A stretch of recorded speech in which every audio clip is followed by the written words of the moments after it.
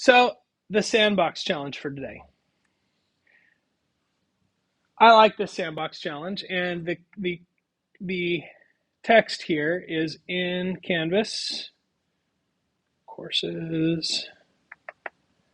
Let's get in here to this one.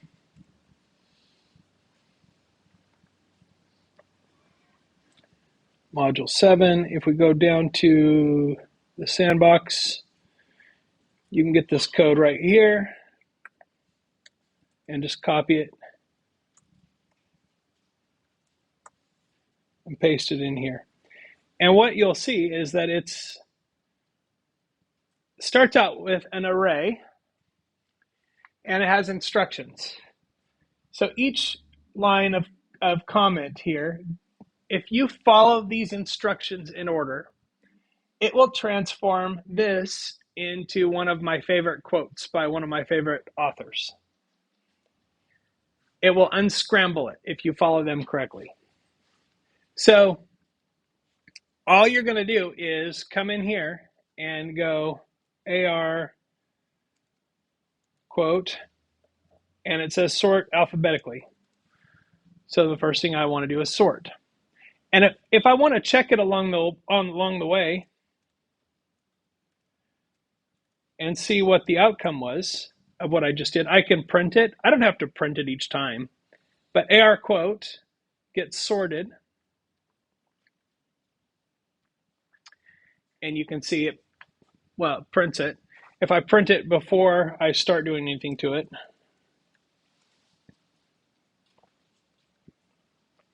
okay, so the first line here is the exact verbatim list in that order. This is sorted alphabetically. Okay. Pop to remove the third element. It doesn't say I need to keep it, so I'm just going to use pop. AR quote pop. The third element is 3, right? 2. Third element is index number 2. So if I use that and then I print that, okay. So I removed the third element, which is change, and now that's the new array. I don't have to print it every time. I could get kind of annoying. But I might want to print the most recent one just so I can keep up with the changes that are occurring as I go through this. So the third one, remove to remove the element containing powerful. Okay, so remove, instead of using an index, uses the value. So AR quote remove. What am I doing? Powerful. And then I'll print it again if I want to see what it looks like. AR quote. Okay, so I've removed powerful.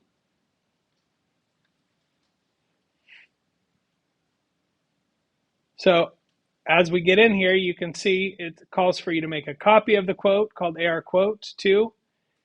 And then we are taking things in the second spot and copying them to the first spot of AR quote. So we're using the copy to move values around. So if you get to the end here and you have the ability to print the array, what I mean is a for loop for str value in AR quote, print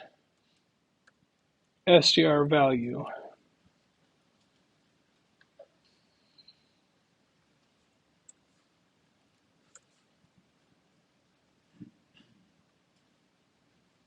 Okay, so if I get it right at the end, it will print the quote. Okay, so that's how you use a for loop for each value, for each str value. So it's taking each one of these as a string, putting it in this variable, and then doing that thing to the string. Okay.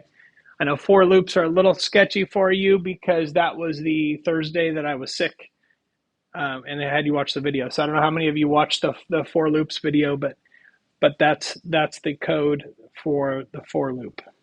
Okay. So I'm going to leave it to you to see if you can unscramble my mystery quote using those instructions. And on Thursday, we'll come back. I'm going to add a couple more interesting but more obscure list types, and then we will have the assignment for the week. Okay, so that's where we're headed.